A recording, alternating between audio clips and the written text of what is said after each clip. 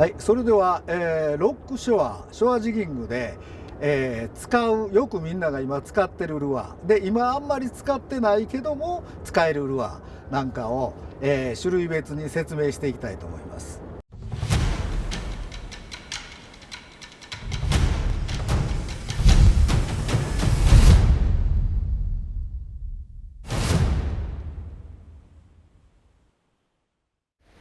それじゃあ、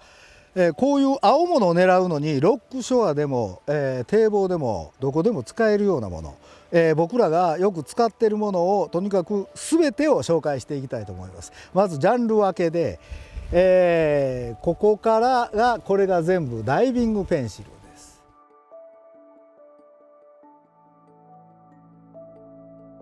で、こ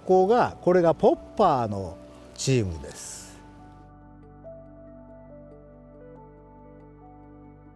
でこれがジグ、各種いろんなジグありますけどジグです。でこれがミノー、こんなでかいミノーから、最終的に、シーバスで使えるようなミノーまでもっと小さいミノーももちろん使う時は使います。で、これがシンキングペンシル。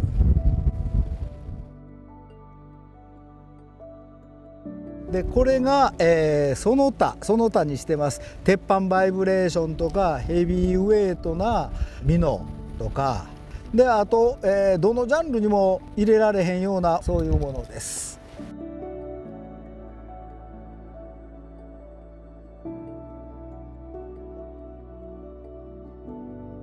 まず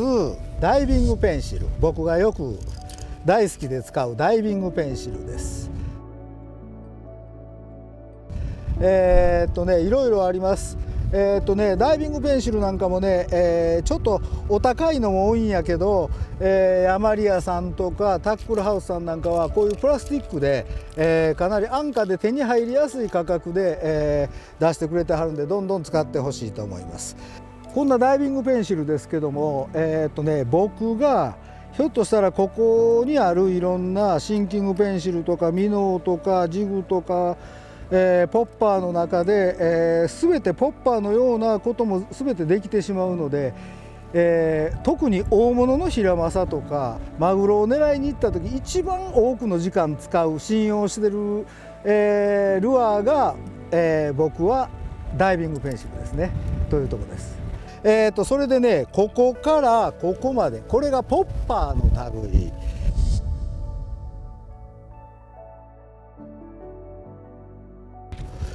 これなんかは、ヤマリヤマさんのダックダイブの F190 です。こういうのが、結構安価で入るんで、こういうルアーもどんどん使っていってほしいと思います。それで次がジグやね。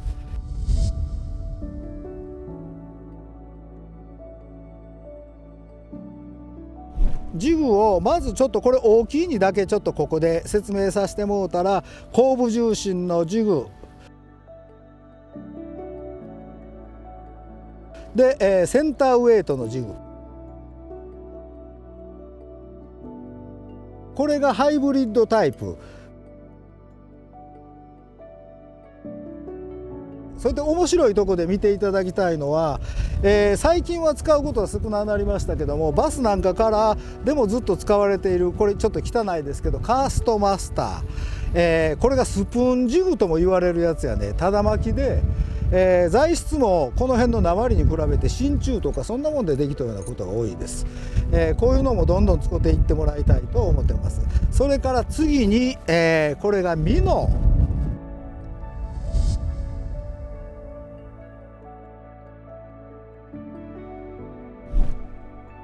これも割とミノはリップがあるんでオートマチック、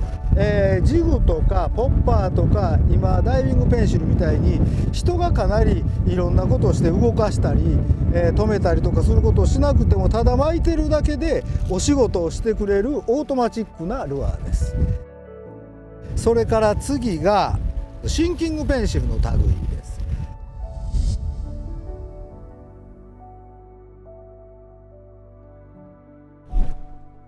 このシンキングペンシルの、ジャンルというのも難しいんやけどね、一応これは今僕がシンキングペンシルという使い方をするようなものをずっと並べてます。これなんかはオーストラリアのジョニーが作ってるイエーメンです。これもねパッと見はダイビングペンシルみたいな感じだけど、これも結局ジャークするとダイビングペンシルの動きをするんやけども、止めるとこのまま綺麗に、いいフォーリングします。かなりこう横に触れながら落ちていく。ダイビングペンシルやったら浮くところをその中にフォーリングを間に入れながらこういうジャークのアクションも入っていく、かなり魚の取れるルアーです。GT もかなり取ってるようです。それとこれがその他のルアーという形にしてるけども、もともとシーバスルアーなんかから出てきたようなオートマチックなものもあり、しゃくったりするようなものもあり、こういう鉄板バイブも、初めはこれもねフックが小さいもの、要はシーバス用で青門に効果があるのにフックが伸びたりリングが伸びたりして青門が上げることができなかったんやけども、今最近いろんなメーカーさんがリングも大きい強いものを入れられて、フックもこういう太いフック、強いフックがつけられるようなものをかなり出てきてます。こういうものを多用してもらった方が初心者の方は早いかもしれません。そやけどもこの中で大きく大別すると、